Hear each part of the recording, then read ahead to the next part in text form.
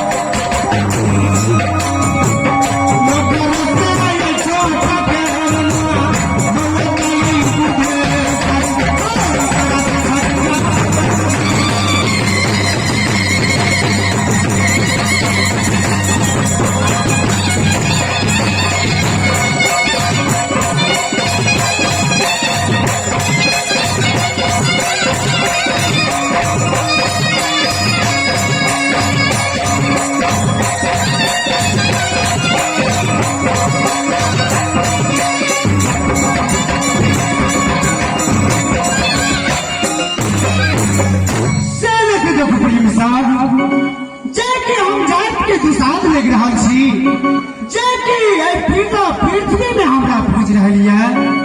से अब ये कसम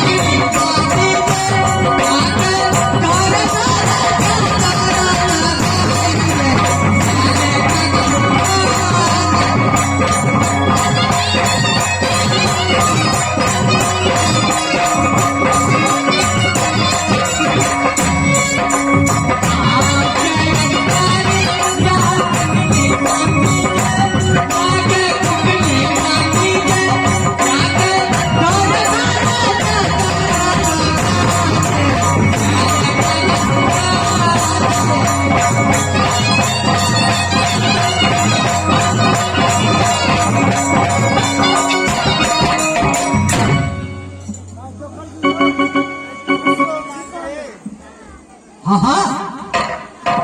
जैसे वर्ग गंगा की पानी वैसे बड़े अवतार मंत्री जाने महाराज ये बतावा तू अत्ते देर से कथा छला इतने देर से हाँ इतने देर से हम राजपता बाल बच्चाया एगो वृद्ध माया एगो वृद्ध पिताजी उनके सेवा में लागल जी हम कहलो कि हे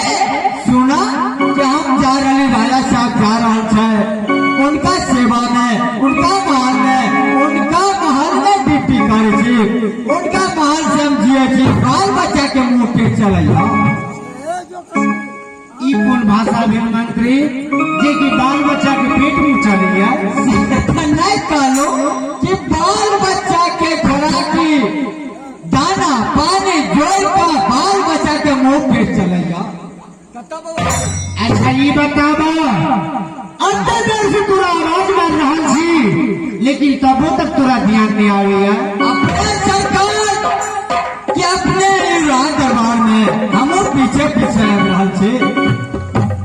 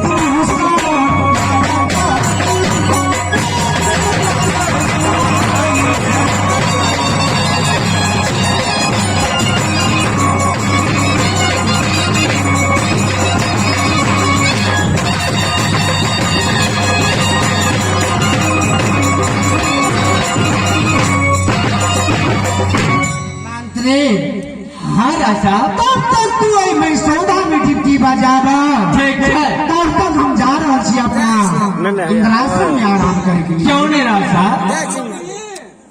भाग ले सीता तब तक हमर दोनों भाई जे है और मोतीराम खलीफा और बउआ बुधेसर अच्छा ओकरा तू फल का अखाड़ा पर देखिया खेले या खिला ठीक है तब तक हम जा रहे छी अपना इंद्रासन में आराम करे के लिए ठीक है राशा 20 रुपया दे दिले बस जय मास्टर साहब अपने राजा साहब कहला कि बउआ मंत्री बउआ बिजुलिया बउआ रूपना तू ड्यूटी बजावा आए लगे कि राजा साहब के नमाज खाए छे तो ड्यूटी बजावे छियै मास्टर साहब आगे बढ़ते